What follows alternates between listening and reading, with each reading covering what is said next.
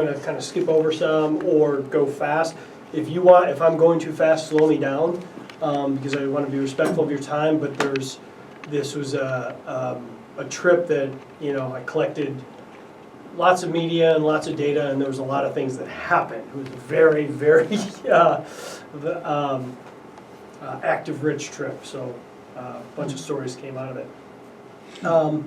And I always like to include a few of the logistics and some of the keys and tips, because one of the things that I've always looked at when I go to a presentation is I can see something cool that somebody else did, but how much does it cost? How do I get there? What are the logistics? Who do I talk to? What are the keys of the trip? So I'll try to give you as much information as I've got to make the trip, as easy and fun as possible. So, Iceland is pretty easy to get to. I was really surprised. So the cost and the logistics were basically inconsequential. Our airfare was less than $500. It was like $500 with taxes. We flew through JFK. I want to say it was 6 hours, 7 hours maybe, to Reykjavik. It was completely easy to get to Reykjavik. And then it was a whole other story. And I'll go through, as we present the trip, sort of the logistics of the trip and how we moved around, because that was actually a big part of it. The climbing, or really, it was a ski touring. I can barely use the term climbing because we didn't do a lot of vertical climbing, but when you see the terrain, you'll see it's kind of like landing on another planet. Iceland is very unique. So we flew into Reykjavik, which you'll see on the lower left-hand corner of the map. And then if you notice, everything's on the outside of Iceland. The only thing on the inside is a big national park and lots of volcanic rock and nothing. So what we did was we landed in Reykjavik, and one of the first things that we saw was this sort of massive dome, and we knew that it was geothermal. So like, this is great, looks fantastic. And throughout the whole trip, we're like, we wonder what that crazy dome is. It's got to be something unbelievable, because the entire country is run by this geothermal power system. 90% of the country essentially heats their home geothermally. It's got to be this cool place. We find out it's a restaurant. A restaurant? I was like, damn. Was the food good? Yeah, we didn't go. So from Reykjavik, and this is the thing that, where you kind of get tripped up, the little things, you fly into the international airport, then you got to take a bus 20 minutes to get to the local airport. So don't look for your gate so then you just hop a small plane, and again, for like $250 to fly you across Iceland to get to the western coast. Wow. So what we did was we wanted to sort of experience Iceland, not really, not that there's a huge tourism industry there, but it is growing. So if you look at the map, here's Reykjavik. We flew over the top here to Eskifjordur. Now, I don't speak Icelandic, so I'm going to do my best with all of these names, and if you don't tell, I won't tell. Just say it with confidence, Yeah. nobody will know. How far was that flight? Eaglestadir is the small airport, so that was less than an hour, 40 minutes. A couple 100 miles, 300 Yeah. miles? Yeah, it's I'm not just big. kind of getting a dimension. It's like from here to JFK, Yeah. less than an hour. Okay. On a turboprop, Yeah. it's nothing. So driving from the airport, we were picked up. We did sort of the tourist thing. We had like a guide, a local mountaineering guide, sort of arrange everything, picked us up and started driving us from Ingolstadir, which is the airport, to where we were going to stay and kind of stage our events. And all we seen were these hot springs. Essentially, these are just geotherms, just pouring out water vapor and steam as you drive down the road. I mean, it was striking how foreign the terrain looked. We stayed in a small town called Eskifjordur. Again, my Icelandics, I'm still working on it. So this was a small town that we drove into. Every scene. It really is a small town. What's that? That really is a small town. So I'm not giving it credit. So this is actually the the reindeer guide who opened up a small sort of set of cottages here. So this isn't the whole town. The whole town's a little bit bigger. It's like three or four. I'll show you a picture of that. So his name is Severe, and here he is. And his claim to fame is that he is one of about 30 reindeer guides, okay, on the whole in the whole country of Iceland. And the reindeer are only in the northwest corner because they were actually imported from Norway, right? And they're landlocked between the glacier and the water. And you have to, if you want to hunt reindeer or anything, you have to have a guide, and there's basically a tag system. You only get so many tags to go hunting. So this is like the de facto mayor of this town. This guy was unbelievably wired. So he owns those cottages. The jacket he's wearing, he's on the Adventure Rescue Team, which is like a whole other story we'll talk about.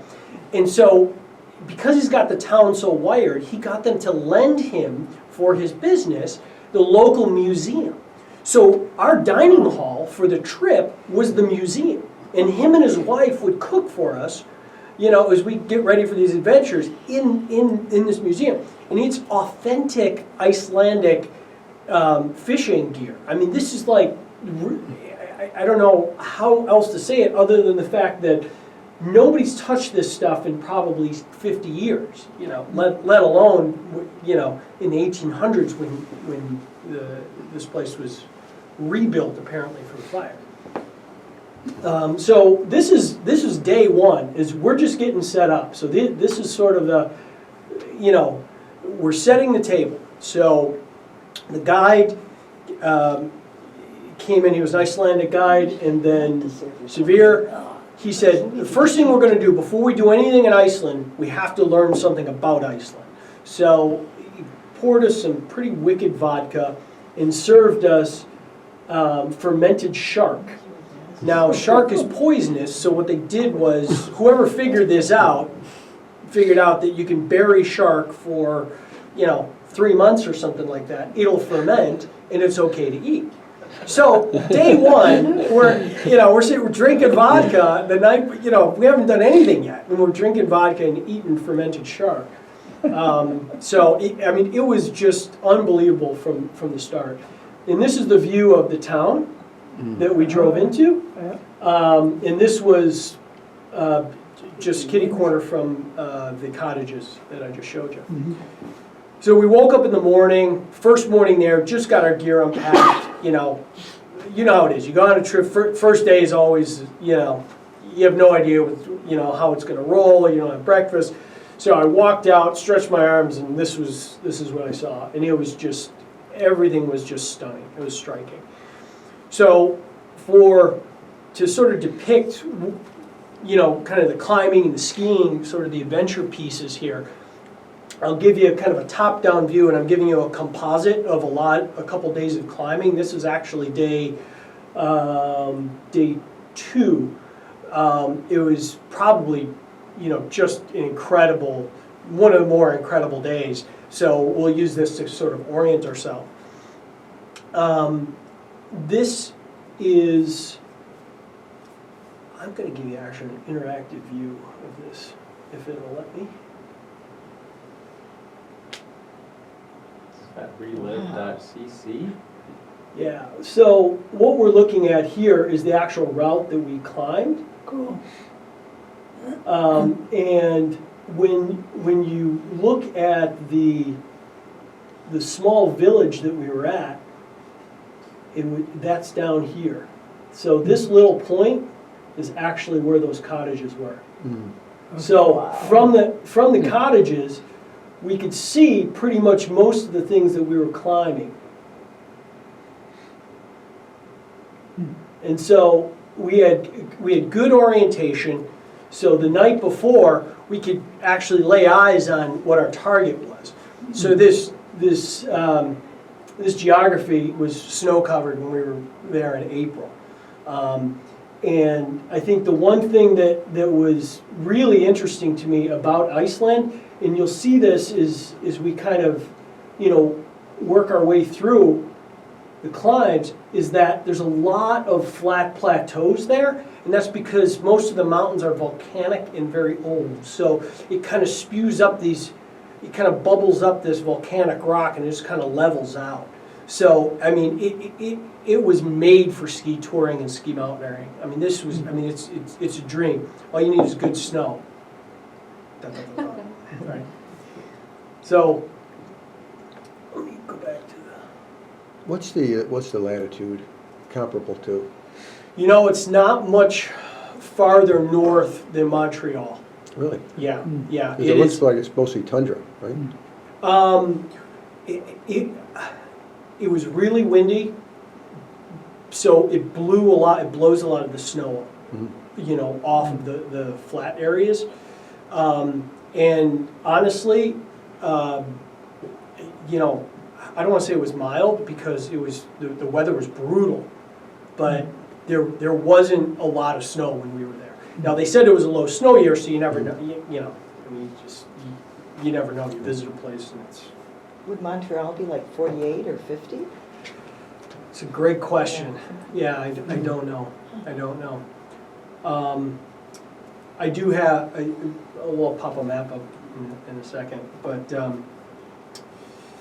So fishing is the main, you know, is the main industry there, and everything sort of revolves around it. And we'll talk more about fishing later, but that trawler was the first thing that we saw sort of going by us in the fjord. And there weren't any small fishing boats around. Everybody was in the harbor. We met all the local fishermen, and they essentially get what they. It's basically. A lot that they can fish, and they sell that to the larger companies. So they don't even fish anymore. So all these guys are walking around with fishing gear, and they don't fish anymore. And that's to obviously limit the amount of fish being taken out of the fjord. So this is really the beginning. And sorry about the terrible selfie, but.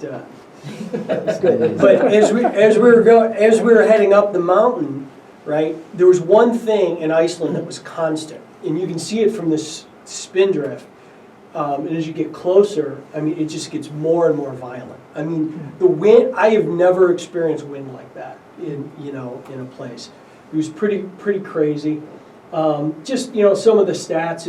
If you're I mean, there wasn't a lot of elevation, maybe a couple thousand, 4,000 feet, worth of, I mean, it was nothing, right? I mean, there wasn't a lot of magnificent peaks, but everything was magnificent, right? I mean, you climb 1,000 feet and it feels like you're on a different planet there. So it's highly recommended. So some of the terrain, it's like the tundra is probably a good descriptor, but it's always cold and frozen, and it's not. They said it was an off snow year, but it wasn't nearly as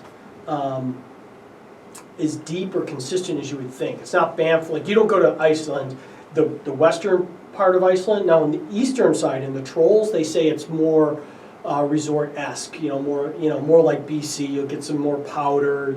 If you really want to ski powder, don't go where we went. Everything in Iceland was a lot of hard work. It was a slog. This was basically rough weather, high winds, but everything was just very unique, very unique. Is that someone else And recording? that's Eric and Lawrence up ahead of you there? Yep, so I went with exactly Eric Gribb and Lawrence Cretura. And then, at the end of day one, obviously back down here, right? And what this is a boat filled with basically a hot tub. And because the whole country is essentially run by this geothermal, and I'll explain geothermal in a minute, it's basically hot water pipes running through the whole country, okay? And what they do is they take the steam off the volcanic water spouts, and it spins turbines, and so they get essentially their electricity and hot water. And so the hot water here that runs into that hot tub, and then just runs over and on the ground because they have to get run through, otherwise the hot water will become cold as it sits stagnant in the pipes. So throughout the entire country, Right. because I walked up and we're like, there's no cover on the hot tub, nobody cares, right? And the water's just running in and running out. It's because he's on the end of the geothermal line.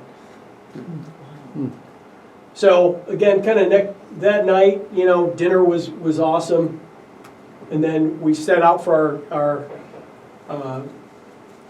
well, I'll just tell a quick side story. So as we had dinner, then we had reindeer meat and venison and the best fish I've ever had in my life. And then we headed back out to our next adventure set.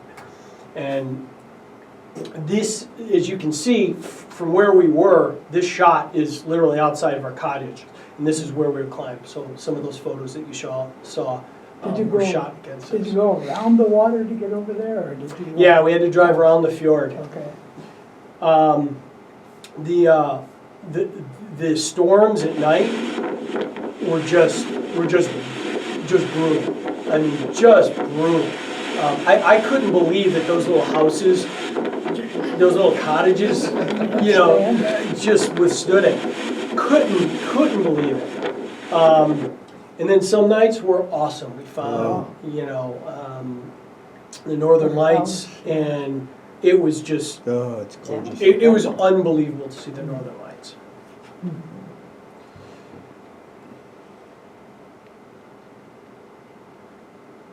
Are they there year round? They're not. Well, let me correct myself. They say they're there year round, but you can only see them apparently, a couple times a year, like spring and fall. So, Cool. and again, every day that went by, it just got more and more beautiful because it seemed like the weather conditions changed, and it changed literally the scenery right before our eyes. So this was a pretty nice day. This was pretty good trek. You gotta love the up in Iceland as much as the down because you spend an awful lot of time going up. But you can see how packed, what the snowpack is like. There's probably 3 or 4 very distinct, not only snow constructs, but different levels of stickiness. I mean, it was really, really tricky to navigate. Are you in skins? Yeah, I mean, we spend 95% of our time in skins and crampons. At least half the time in crampons, if not more. Ski crampons, that is, yeah. So how far up and down do ski crampons go? it's just a small. In the center part? Yeah, so it sort of there's a hinge that you slide the crampon onto your ski, and it drops down and it goes around the ski, and so when your boot or heel steps on it, that's where you get the positive traction. It'll pinch into the snow, and then when you step forward, pull your foot out and forward, it releases and it'll drag on the top of the snow. So we had literally, Me neither, they would be pretty handy. there's 2 groups. Is Yeah, it's amazing. You can actually, I think, see some of the ski crampon. that new or has that been around a long time? No, I think it's, Always been like that? Yeah. yeah. I think it's like extremely. I think it was like used to be nails and leather pads. No, I'm not joking. Yeah, I mean it's because you can wrap a leather pad around and put nails in it, on the side like donkey ears. So this was our Icelandic guide, and he was aggressive. I mean, he was taking the craziest routes up. He was just. It was funny because we're up on the top of this thing. It was probably a good 40-foot, climb at a really aggressive grade, and we were like, nobody had ice axes or mountaineering axes or anything, because we're like, do we bring them? He's like, no, you don't need anything, you don't need anything, right? And so he pulls his out, and he climbs up. And I mean, I don't know if you could tell how vertical it is. I mean, we were like, And we're all climbing in a row, and we're like, all right, so when we wash out, here's what we're gonna do. I'm gonna jump this way, you jump that way. But, you know, at the top, it was unbelievable. And the summits were just gorgeous and flat. I mean, you could play football on the tops of these things. Wow,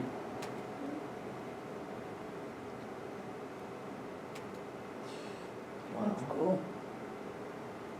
I mean, just beautiful. So that was the van that kind of we used to speed around the fjords. Yeah, well dub. Eric, I think there's a Confucius. Yeah, here's this Confucius stand. There's our Icelandic guide. I wish I spoke Icelandic so I could tell you his name. So this is a funny story. So we're climbing up, and this was. It looks fairly calm here, but I mean, I don't know how fast the wind was blowing, but if I said 35, 40 miles an hour, I mean, it was blowing hard. We're coming up the backside of this face, and if you've never climbed in crampons and skis, I'm used to like having a nice sturdy axe in my hand, I mean, this, it's like you've got knives and scissors all over you, and, you're trying to climb up this stuff, and it's like mountain goat this side, one leg real. You get into the top, and we start talking about this guy, Carl, and then Eric's phone rings, and it's Carl. He must have pocket dialed him on the way up. So, I mean, we're in the middle of this fjord that, I mean, it's completely uninhabited, and if I showed you the map, that the small town we were at, you go over the top, and this is where we're climbing. Beyond that, it's never open. It's only open in the summer, like a couple weeks, because essentially there's no bridge, right? There's either a tunnel that goes through it, and they guard it against avalanches. They've got the automatic doors that close when you drive through. So it's like sort of like a Darth Vader complex where you pull the car up and the doors swing open, you drive into the mountain, they close it behind you, and you go up. Well, the fjord here on this side, the guide's like, oh, there's countless unnamed first ascent opportunities there. Nobody can get there. So it's just one of those places, if you ever have some time, you could go and just really, really, do some damage. So he had cell coverage there. Yeah, but that was the oddity, right? So we're in the middle of this. And what's his fjord carrier? That's what I'm wondering. Is it Verizon? Yeah. Iridium. So yeah. So that's the interesting part about Iceland is sort of. I mean, it looks lunar. It looks like a moon to me, but it's very progressive. The food, the culture, music. Uses of cell phones, I mean, it's very, very modern from that perspective. So there's actually a ski crampon.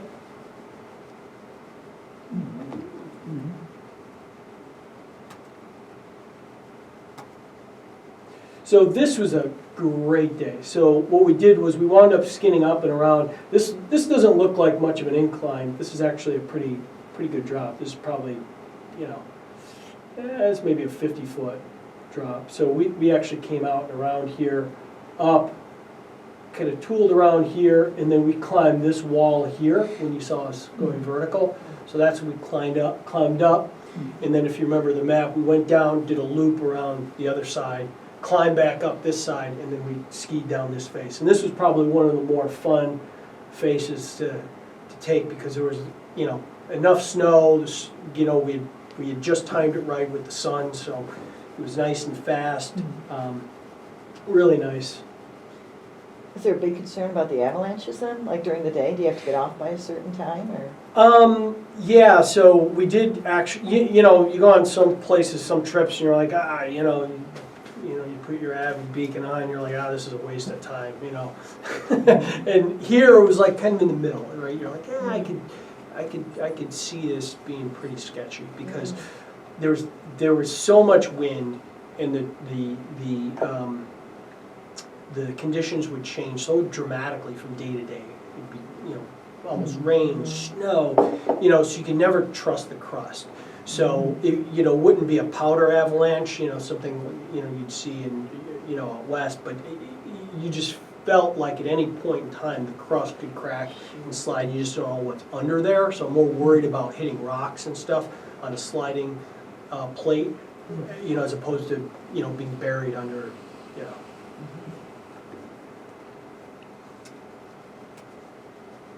So this was that, those drop-offs that I just showed you. Who's being foolish? All of us. Oh, is that a person standing over it? Yeah. Yeah, so these are a couple people, one airplane flyer. But you can see where we came down. So there was a few people who were kind of skiing that. We went down and back up a few times. That was just a good time. And then, this gives you an idea as to, what the turns were like. I mean, you didn't get a lot of snow, but what you got, I mean, you kind of hammered and just had fun with. So. And this is the fjord that I was talking about that basically has been sealed off for, however many, you pick the number of years, and that's what the local guides were saying. Nobody really goes there, other than a few times in the summertime.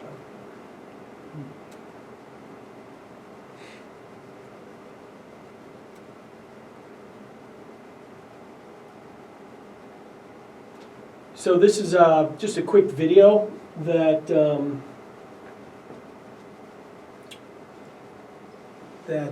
sort of puts most of the skiing in one place, so you don't have to listen to me narrate a bunch of photos. Okay, bye. There's something playing on the screen. Let's try this.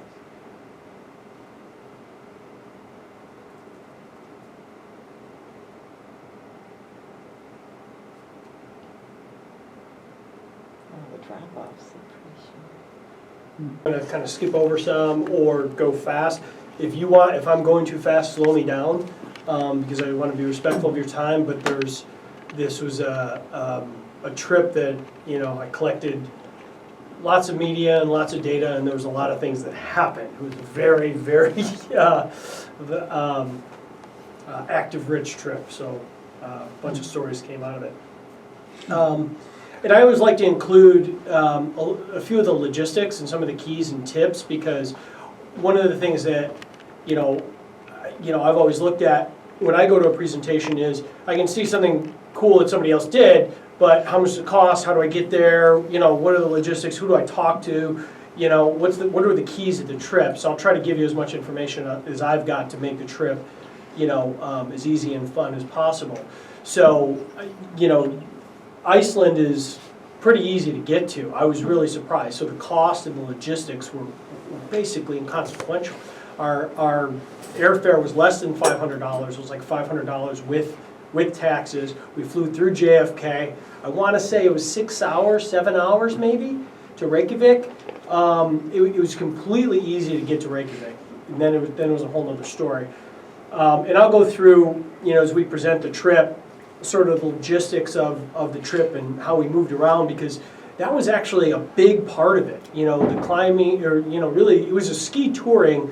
I can barely use the term climbing because we didn't do a lot of vertical climbing, but when you see the terrain, you'll see it's kind of like landing on another planet. Iceland is very unique. So we flew into Reykjavik, which you'll see on the lower left-hand corner of the map. And then if you notice, everything's on the outside of Iceland.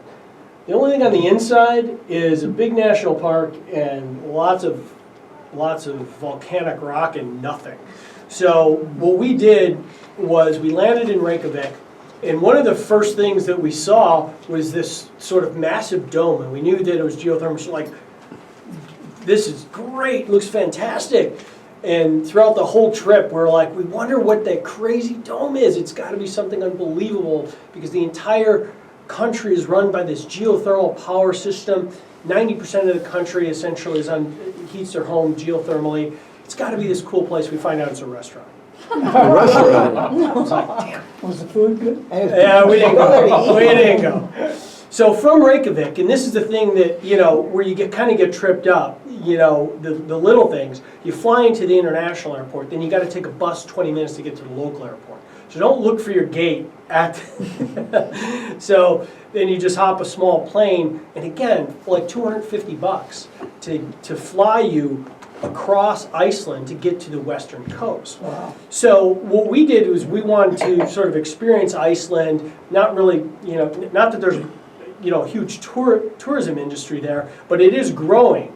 So if you look at the map, here's Reykjavik. We flew over the top here to Eskifjordur. Now, I don't speak Icelandic, so I'm going to do my best with all of these names, and if you don't tell, I won't tell. Just say it with confidence, So- nobody will know. How far was that flight? Eaglestadir is the small airport, so that was I mean, less than an hour, Yeah. 40 minutes. Couple 100 miles, 300 Yeah. miles? Yeah, it's I'm not just big. kind of getting a dimension. It's like of from it. here to JFK, Yeah. less than an hour. Okay. On a turboprop, you know, Yeah. it's nothing. So driving from the airport, we were picked up. We did sort of the tourist thing. We had like a guide, a local mountaineering guide, sort of arrange everything, picked us up and started driving us from Ingolstadir, which is the airport, to where we were going to stay and kind of stage our events. And all we seen were these hot springs. Essentially, these are just geotherms, just pouring out water vapor and steam as you drive down the road. I mean, it was striking how foreign the terrain looked. We stayed in a small town called Eskifjord. Again, my Icelandics, I'm still working on it. So this was a small town that we drove into. Every It scene. really is a small town.